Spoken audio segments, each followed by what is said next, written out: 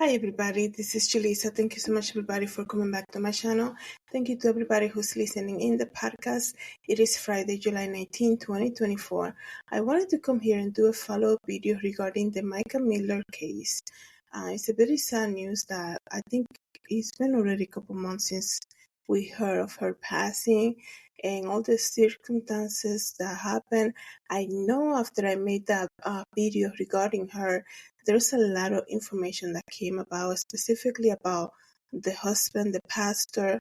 It's still to this day, I haven't really followed fully this story, but it still surprises me the way he was able to basically go on along with the church programming and go on the stage and continue on with service like 2 days or something like that after she was found deceased. Okay. And you guys know, if you guys follow the Mica Miller case, you know exactly how she was found, what happened, the surveillance video where she went to buy the gun and all of that stuff. So I mean, it was just crazy, surreal almost to see how he was able to basically put himself together and just go to do the Sunday service, basically, and allowed to do that, even though, in the church you expect pastors, elders, there's an executive team. The church has been established and, for people to, to kind of make decisions, right? So that was one of the things that really surprised me back then when I first heard about this case. But today there is he's talking to the press, I guess, now, and it says here, Mica Miller's, the pastor husband says he actually tried to resurrect her in the morgue. He said, if Jesus did it, I had to try it too. This is what he's saying now, that when let me read to you this article briefly. The South Carolina pastor whose wife, I don't want to give you detail by detail, but we all know what happened to her. She was found deceased by her own hands. And it says here, the South Carolina pastor and said that she did that days after filing for divorce. He said that he went to the morgue to resurrect her in a desperate act, he claims, and he was inspired by Jesus. This is quote unquote what Pastor John Paul Miller said. He says, he said, yeah, I tried raising her from the dead because you know what?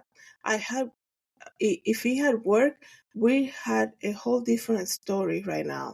John Paul Miller said this to a news station. He said, God forbid me not to try it, and I always wonder the rest of my life if it would have worked. Jesus did it, Elisha did it, and he said I had to try it too. He says here, there was a few other people in the Bible, Miller said. So yes, if somebody I love more than anything in the world has passed away, why I believe to be an early death, you better believe I'm going to try it. In Jesus' name, raise her from the death. This is what he's saying in a recent interview. He says here, Mica Miller, she was just 30 years old, and she was found deceased with an self-inflicted gunshot in North Carolina Lumber River State Park on April 27, and she was reportedly crying several minutes before it happened. This whole case, there's so many things about this case, guys. How even they met each other. It was just the details that came after that. And he's saying right now, if you love somebody and they have an early passing, of course, I'm gonna do everything that I can to do, to try to bring them back to life, basically to resurrect them. But Mica was her crying moments before, and weeks before, from what I remember now from this whole investigation, is that she had to call the cops on him, and she actually had moved out. And I know they filed for divorce and all of that, but it's wow, he really said that he loves her. But a lot of people want to pretend and say that, and then they make somebody else's life miserable. okay, verbal abuse, physical abuse, harassments, manipulation, even witchcraft. And it's so crazy how these days people think they're just gonna go on, right? And like God is not gonna expose them. Pastor or not pastor, God is gonna expose it. God is, there's so many cases since the beginning of the year that had come out about people who are in pulpits living a double life, basically living a double life. So it says here, although Micah's death was ruled, by it was basically herself who did it. I don't want to say the word exactly here. The Robertson County medical examiner, that's what they ruled, that she did it, says that her family has since pleaded for cops to deeply investigate her demise and admit allegations her John Paul Miller had abused her. And, there's a lot of evidence too, from what I hear about this case regarding him. And, there's police reports and things like that. And I think something had happened to her car. Also, some people, they become obsessed, and they become obsessed to the point, like, it could have been, envy, manipulation. Like I said, once it's like it already has root in somebody's heart, they can do anything. It's insane. People, like, they can go to church and pretend all they want, but once they have that already, like, springing within themselves, it could really like make them do horrible things. If they don't seek the Lord to kind of like remove those, and I'm speaking about him obviously, if they don't seek the Lord to like step away and say, this is not good behavior for me as a pastor, right? Or like self-examine yourself, have some type of self-awareness. If you don't have that type of relationship with Jesus Christ, like, the devil is going to use that opening and he's just going to take it to the extreme, right? The devil has no mercy on nobody, right? He is a roaring lion looking who he can devour, and he will take it and he will put thoughts in you, and, and push people. Like, why would a person who perhaps, they're separating all of that, what would you do and vandalize their car? What would you be stalking them, following them everywhere they go, doing evil things, saying evil things, even though you knew? That's what he said to the congregation, that she dealt with depression. Why would you add more to that mentally? If you want to say to people, oh yeah, she did it because she, you guys all know that she dealt with depression. Well, why would you add more and more to that, knowing that she struggled with that? It's like, it's so many things that we need to always be self-analyzing ourselves, especially if you call yourself a Christian, you believe that you have the Holy Spirit within you. Like, come on. We're living in crazy time, guys. I know today was the cyber attack, and it tells you how vulnerable we are. Just one update can pretty much paralyze the whole world, right? It says here, Mica had contacted police a handful of times and made several allegations against her husband in the lead up to her death. He accused her of slashing her tires, installing a tracking device on her car. So she accused him of slashing the tires, that's what I say, vandalizing the car, installing a tracking device on her car, hospitalizing her against her will, and grooming her when she was just 10 years old and he was an adult. This is the thing that I tell you guys all the time. You need to know, who you leave your kids with, and you need to hear people out. If if you have a young child, and I do apologize if you might hear some noises. I'm here. I do have the window open. So if you need to know like what people are saying to you, right?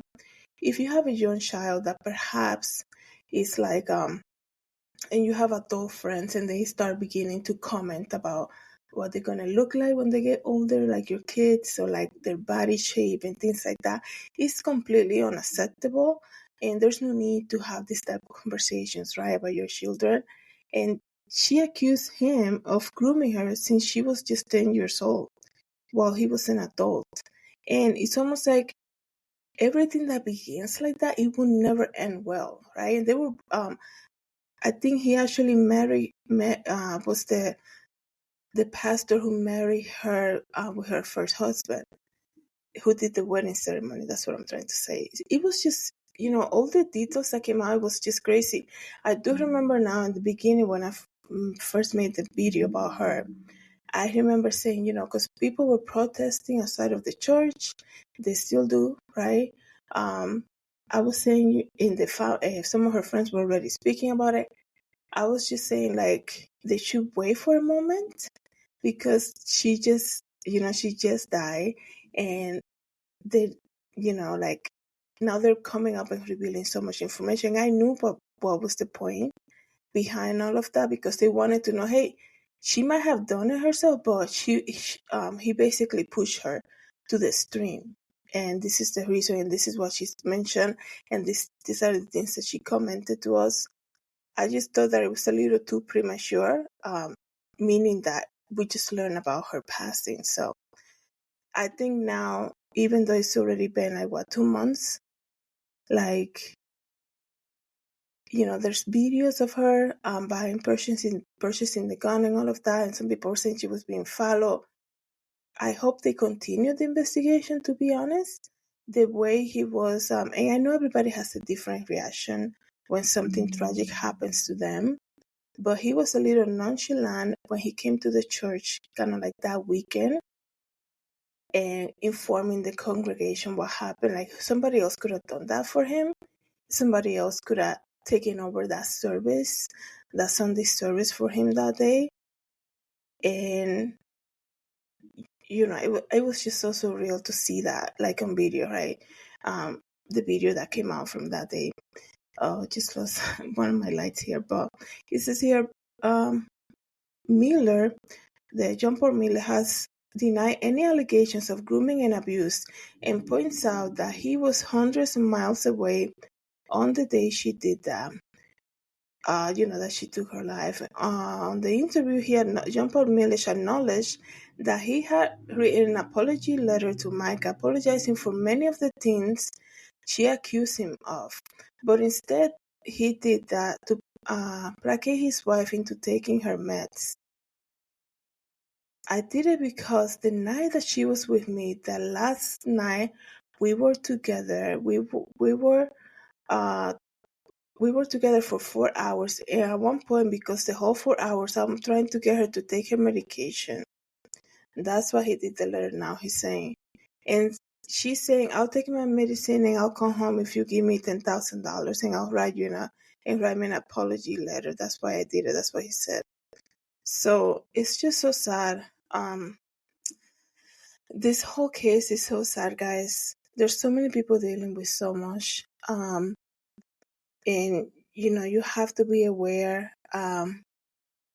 Be aware. Go, like I always say to you guys, go beyond there. If somebody say, hey, how you been? Like, oh, I'm good. Like, if you really care for somebody, go beyond that quick exchange, and go, ask about work and things like that. How's anything. You can ask about more than just how are you, and to keep it like that simple. That's the point that I'm saying. I think to see people still going out to that church and protesting outside, they should really continue with the investigation. There's a lot of people that like to wash their hands, right? They want to call you every name in the book. They want to accuse you of so many evil things. They want to manipulate you, force you to do things you never wanted to do. And then they drive you to take crazy actions. That's what I'm saying. And they're like, well, I was just upset. It doesn't mean anything. And they want to walk away. Like, God sees all of that. Like, who are you fooling here? God sees all of that. God knows your heart. God knows your intention. So be careful with your words. The Bible speaks about the tongue, right? Don't be so quick to just basically hammer somebody down.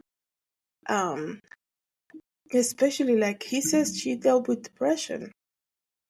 But yeah, he was basically one of the persons, the people around her, that led her to that. And that's the other thing. Like, a lot of the times it's the people surrounding us that lead us to to depression and to like feeling bad about ourselves. It could be motivated by like so many things, right? Envy, jealousy, like it could be so many things. So that's the update that I have with for this case, for Mica Miller's case. We continue to see what's going to happen. It's a very tragic story. These are people who, he was he's a pastor. She was the worship leader. These are people who basically their life was about sharing the gospel, singing in the church and all of that. And like, man, the enemy is attacking people of God, definitely, right? You can see that now more than ever. So let me know what you guys think about this. And if you have any new information, please leave a comment. Thank you so much, everybody, for coming back to my channel. Have a good day. God bless.